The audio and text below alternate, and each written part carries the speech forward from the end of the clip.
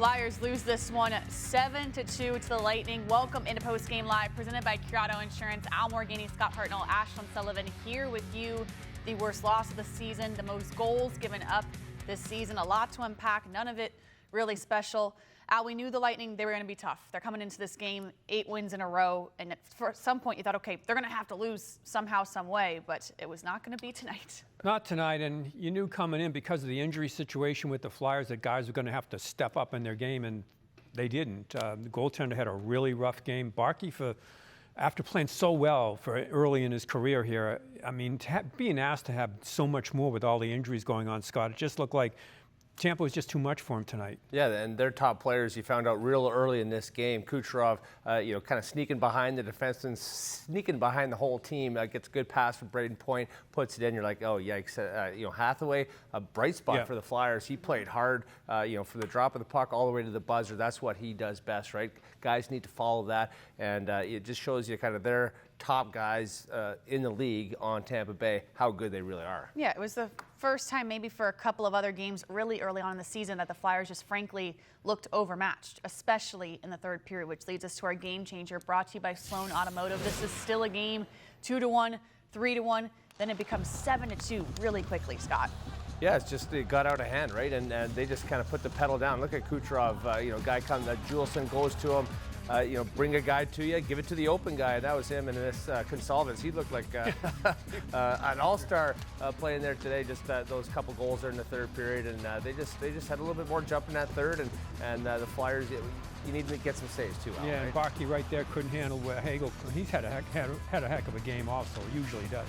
He comes in and puts one past the goaltender, who really faced an onslaught going on. Then it was 5-2, Scott, and Gord got this one. Yeah, Zegras trying to make a fancy play at the blue line, right? They chip it down, and we had a great angle on that one, Ashlyn. We were down on the glass. There was a big area on that low blocker side, kind of right when he got the puck at the red line, and I'm like, he's going to shoot there, and he did.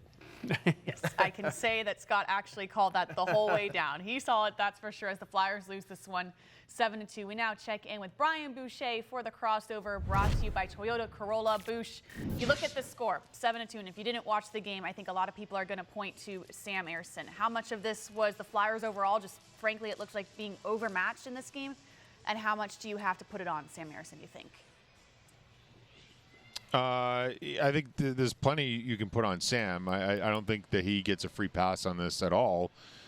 You'd like some saves for sure. He'd like to make some saves. I think the second goal, it was a great shot by Kucherov, but if you can find a way to fight that one off, that's one that you'd love to. There's so many, it's hard to recall right now. Now the breakaway is different stories. I mean, those are ones that that's on the team. It was just one of those nights, and I've been there as a goaltender. It's a lonely feeling. And it's almost like the harder you try, the worse it gets. And you just want to get through the 60 minutes and regroup. And for Sam, he's going to have to. This is the low point for him right now in this season.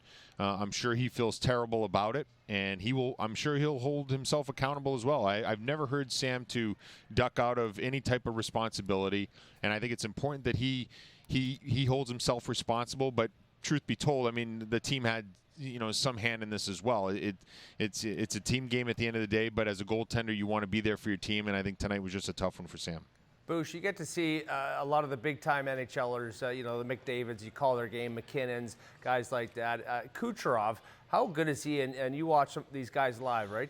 Is he on another level thinking the game, or what's his deal, and what brings out the best in Kucherov?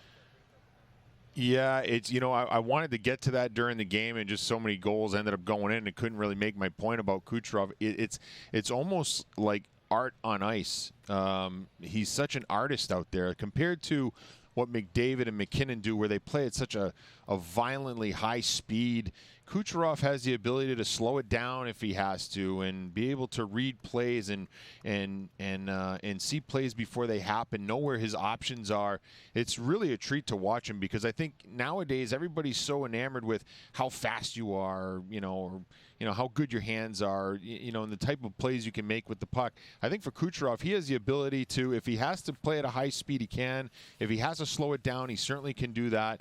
And he makes people miss. I mean, that's just the bottom line. For a guy that doesn't play at the speeds that McKinnon and McDavid does, it's like watching art on ice. It really is something beautiful. How about that, Boosh, just real quick? How about that one-timer, Kucherov's first goal, right from the blue paint? Have you ever seen a one-timer like that go in that close? Yeah, well, it's funny you mentioned he sneaked behind the D, right?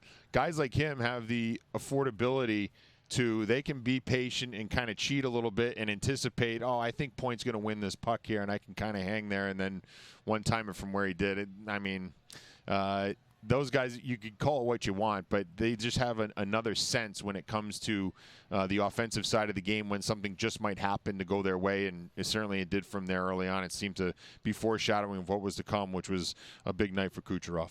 Yes, he had himself a night here in Philadelphia. Boosh, thanks so much, and we'll talk to you on Monday. All right, guys. And now it's time for our electrifying moment, brought to you by Toyota. This is still a game here in Philadelphia. 2-1, you're within a goal, and then Tampa scores this goal to make it 3-1. And frankly, Al, they never looked back. Yeah, this is the mistakes that are made at one end. You can't clear the zone, and then it leads to a break the other way. And this is Rizzo can't clear the zone on one side, and then there's just walk through the middle of the crease. Yeah, it was one mistake after another. The failed dump in there, right? The failed clear here by Risto, and then the one-timer block. He's down on the ice. Everyone's puck watching, and next thing you know, it's in the back of your net. It's just classic hockey, right? There'd be no goals if there was no mistakes. And on that play in particular, there was probably 7 or 8 mistakes that led to this goal. Yeah, and you said puck watching. You see right there, if you're looking at that, instead of trying to just get a stick and make somebody so they can't do anything right there in the slot. And of course, Seal is turned around after blocking a shot there. So it starts at one end, and then they still were in that game at that point, or even there. But then they just let the Lions loose on the Flyers. Yes, it was a downhill slope that kept going downhill as we go to the Flyers locker room after the 7-2 loss to Tampa. Let's check in with Owen Tippett. Yeah, obviously really offensive team. I don't think we can kind of feed their offense the way we did. I think after the first couple, we kind of shut them down for a little bit, and they didn't have many chances. So I think we let up a little bit in the third, but play them again Monday, learn from it, and bounce back. Is that a good situation maybe when you play a team like this and you have another chance at them pretty quick? I think so, yeah. Obviously when it's fresh, review it, learn from it, and go right back at it with obviously same systems and learn from what happened tonight. It looked like some teammates were going up to Sam and supporting him. Just what was the message to Sam? Yeah, I mean, we got to be better in front of him. Yeah. Those are tough games to play. Obviously, I think he deserved better, and I don't know if sarcastic cheers is really appreciated, but we got to do a better job in front of him and not put him in some of those situations. So now we are going to talk about Sam Ersson. And with Sam Ersson, it's hard because we were just talking about when's the last time he played, and we had to go up and look at it. It was that long ago. It was New Year's Eve. So it's a really tricky situation when Dan Vladar is playing so well. Sam Ersson's not getting the starts and not getting the playing time. And then to have a situation like this, Al, when you're playing against this high-powered Lightning team. Yeah, Ashton, it's a real bad situation in my opinion. I mean, because you heard Tippett mention it, the sarcastic cheers or whatever. This can be a tough city when things aren't going well. And we've seen him before. He's mentally stable. So, I mean, I think he can stand up to it. But this is a tough spot to be in, Scott. And I like the fact that you circle the wagons around him, you give him your support, you acknowledge you didn't play well in front of him. But this is a tough crowd when they start to point fingers at you. He was leaky, right? That one right through, the blocker, and this one goes in the exact same place there. I know he's trying to take that low blocker away, but you can't let those goals go through. Yeah, I know he knows that. We're not telling him anything that he doesn't know, and he's a passionate guy. He wears his emotions on his sleeve, so he's got to regroup, Al, and get things right. Yeah, he was terrible. And I think but I think he's going to have. He would tell you that. Well, yeah, I mean, and that's the point. But they weren't much better in front of him, and that's where you circle the wagons around it. But I think he's got to. It's important that they have a goaltending duo with this season, the way it's all compressed together. So we've seen it before with him. He's had bad games and bounced back. So you have to cross your fingers that this is another one of those situations. That is the hope for Sam Ayerson as we go back to the Flyers locker room to hear from Sean Couturier.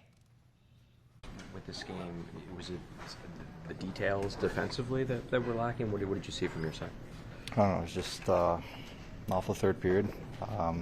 We'll just move on. That's one of those games you got to forget quick and come ready to play. And we got a chance to play against the same team Monday and get 2 points back. How much does that help maybe like put this game behind you because you know you're going to face them again and you kind of see what they can bring and can make adjustments now? Yeah, I think so. But it doesn't matter. It's one of those games where you just got to flush it down and move on as quick as possible. It wasn't pretty. Just gotta, like we did all year. We've responded pretty well, and that's what we got to do. How do you guys as a group, when Sam's, kind of going through it and having a game like this with numbers and everything, how do you guys support him as a team? No, I mean, if you look at the goals, we gave up some quality chances. That's not all on him. So it's on us to be better in front of him and support him better, and limit the quality chances. That's on us. We are back with our Granite Run Buick GMC play of the game. Owen Tippett scoring a goal here in the third period, a power play goal at that, Scott. So if you want to take a positive, this was about it. Yeah, usually when they shoot a slap shot like that, the MPHs come up on the top. That was like 95 miles an hour. This was about, I don't know, 16? But yeah, power play goal helps the stats a little bit, but too little, too late.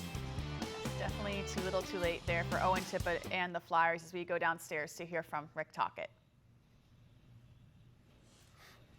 Jerry all said that the team needs to be better in front of Sam Ayerson. From your view on the bench, just what did you see from that game? Yeah, I didn't mind half the game. Obviously, the third goal hurt us, but they didn't get much. They had the weak side a lot, and we talked about that. And then obviously they got sharpshooter. They got some good players, it's one of those games when you play the game long enough, you're going to have those type of games. But we do need some better efforts. Like a couple of our guys that we counted to score turn the pucks over too much. You can't play that way. Too slow east-west, and if you watch them, they drive play. So I know everybody's tired of hearing about learning lessons, but it is. You learn and then you apply it, and then you get better, which our team has done. Obviously, it's not all on Sam, but when you watch him, do you see a goalie that's struggling with confidence? Yeah, right he's now? struggling a little bit. Yeah, you can tell a little bit. Yeah, it's you're gonna have tough nights. It's a tough night, and you have an NHL career. You're gonna be sometimes you're gonna be in the mud, and you got to get yourself out of it. You got to work harder. You got to analyze things, and it's not just him. Anybody, when you're having a tough night or something, or a tough couple of weeks or something, whatever you're having, you got to really just dig down. And then you got to get the support of the team too. That helps too. He's been praised for his mental makeup during his time here in Philly. Are you guys pretty confident that he can get out of this and give you guys some reliable starts? Yeah. I mean, we got to work with him. We got to help him out too. Whatever we have to do to help him, the mental or physical. But got to show up the next day, be ready. We got practice tomorrow, and he's got to be ready to go. That's the only way you get out of these things. Line shifting going on during the second period, especially with the first three lines. Was it basically matchups, things you were trying to keep away from? Well, Point and Kucherov right away. They were, the first two shifts are just blew in our neutral zone. So I just wanted to try to get a couple of lines together, maybe can handle them. Like I said, it was 2-1. I didn't think they had a couple of chances, but it wasn't that bad. I really don't. And then obviously after the third, fourth goal, then it gets ugly. But I don't really, you analyze the game, just that first half. Still think there's a couple of things that some of our guys kind of lost the focus on the game plan. Over pursuing on a puck when the weak side's open. That's your job, and we just got caught diving in. Obviously, the turnovers of the blue. You know who did it 3 or 4 times. You just can't do that against this team. Point and Kucherov don't need much to score. So obviously we got, not to use an excuse, 4 or 5 guys. We had to play not a perfect game, but a smart game. And I thought there was chunks of the game we didn't. But the effort was there. I have no problem with the effort, especially the first 30. Obviously, when the game gets out of hand, it is what it is. But we had some guys I thought Hath hustled. I thought Gabrankin had a good game. Tip was skating through. So there were some positives, out of that game.